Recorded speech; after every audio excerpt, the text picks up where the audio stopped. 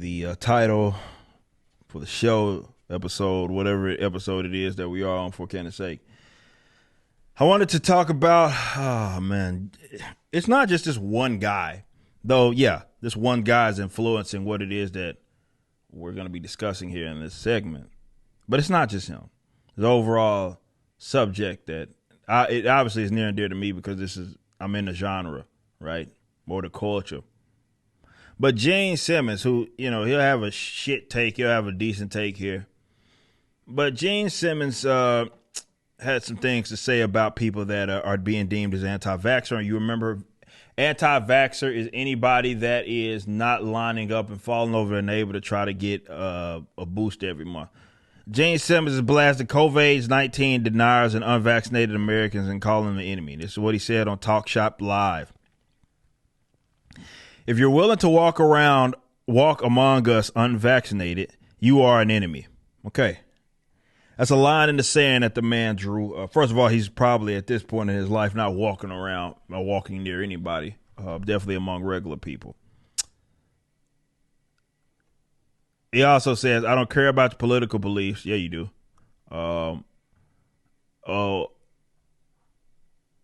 He says, you are not allowed to infect anybody just because you think you've got rights that are delusional.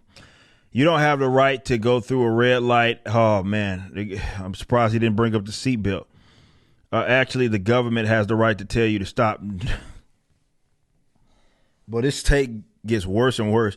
If they tell you you can't smoke in a building, you can't smoke in a building. Wow. This bad guy is basically just saying that, well, the government has a right to tell you what the fuck to do, and you're the one in the wrong in the event that you don't do what it is. And that's not because they want to take your rights away. That's because the rest of us hate it. We don't want to smell your smoke. I don't like either one of them. Politics are the enemy.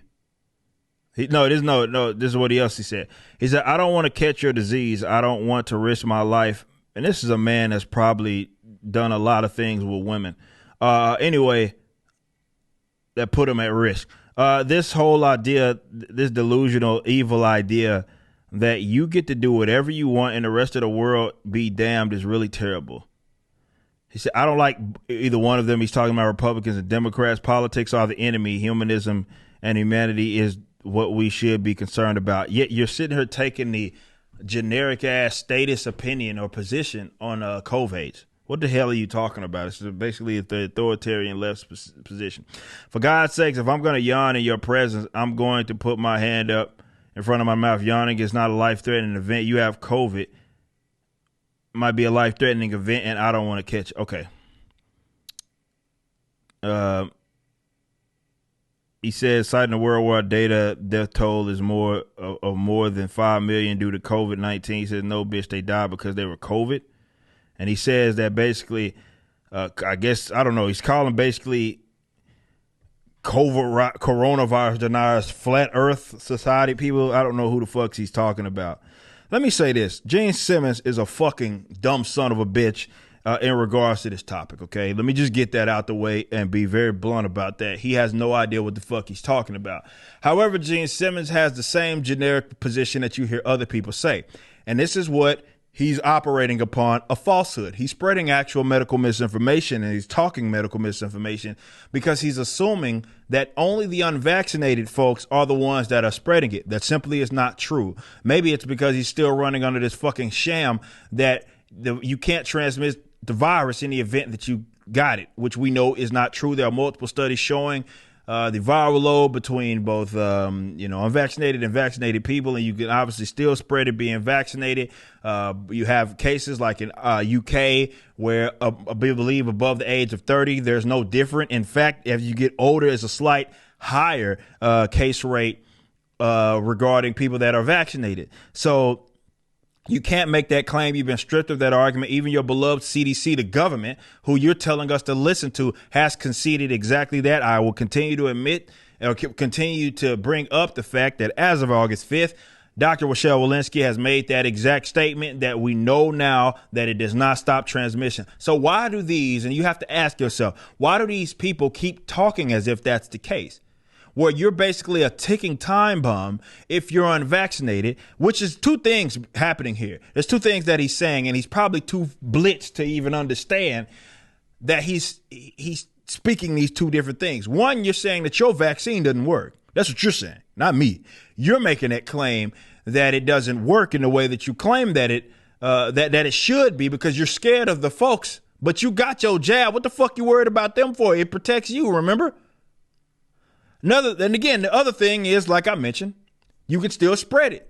But he operates as if not only that they can't spread it, but that everybody unvaccinated is sick. It's like you're sick before proving not. It's stupid. It's a dumbass way. We didn't do anything like this prior to the COVID. But this is the real thing here.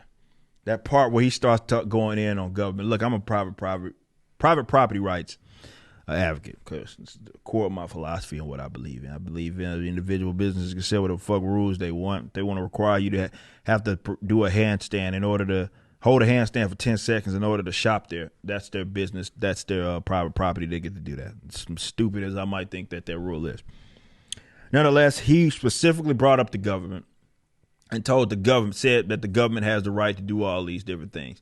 And it's so hilarious coming from rock stars. Many rock stars, former, current, and in my genre, basically it's just a bunch of, for example, I'm in the metalcore and hardcore genre. Pretty much all of them have been compromised. All of them have the same vague, generic-ass position. There are a lot of bands that I'm really disappointed in, to be honest, because there were some that are in my genre who I thought had their head on their shoulders, and they still are, I guess because they don't want to miss out on a check, are playing at venues that are requiring, it's basically pro-segregation position, which is what this position is. It's pro-segregation policies that they advocate, where the government should be able to separate y'all, be forced you to separate no matter what it is that you guys want to do. Much like, it's funny, they talk about voter ID laws being Jim Crow 2.0. No. This right here is Jim Crow 2.0.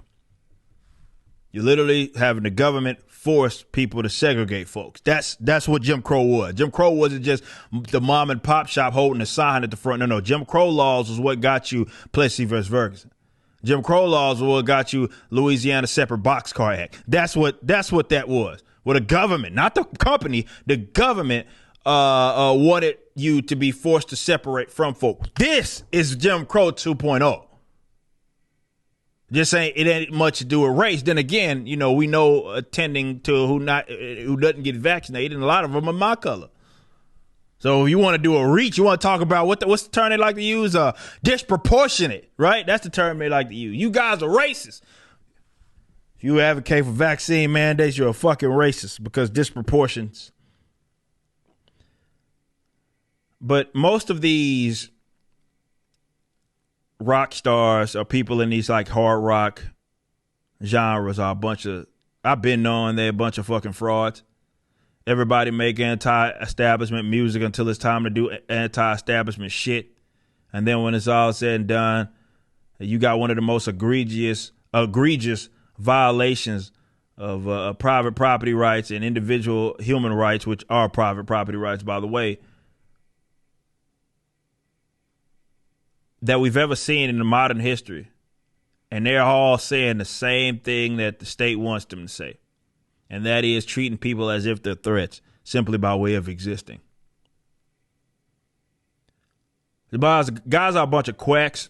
They've been quacks. I've been calling them out for as long as backwards we've been doing music. All the shit that we got when we released our album. And I'm going back and forth with dickheads who don't like us because we have the wrong politics. And there's a bunch of, like 99% of the genre is a bunch of Bernie bros. And the other 1% either are apolitical or too chicken shit to say something and speak up because they don't want the target on their back. All these bands that's been preaching this anti-establishment bullshit, 99% of them are fucking frauds. You can tell them I fucking said it. And if they want to do something about it, tell them to holler at me as well. And if they want to have a dispute about me calling them out for being a bunch of chicken shit ass pro-statist, pro-segregation assholes, then yeah, tell them to come holler at me. I love to discuss the subject matters because, to be fair, they're in a fucking echo chamber. They don't know what the hell they talking about. But when you're in the echo chamber, that's the benefit that you get. You get surrounded by a bunch of dipshits and you hardly ever have to defend your position. You just watched a clip from my podcast, For Canon's Sake. Catch us live at 12 p.m. throughout the week over at youtube.com/YoungRipper59 and follow us over at odyssey.com/@YoungRipper59. If you want to watch the entire video cast after the show is over, just be sure to become a member on the YouTube channel. Of course, the full audio portion of the podcast is available for free on all major digital platforms, or just visit forcanonsake.com.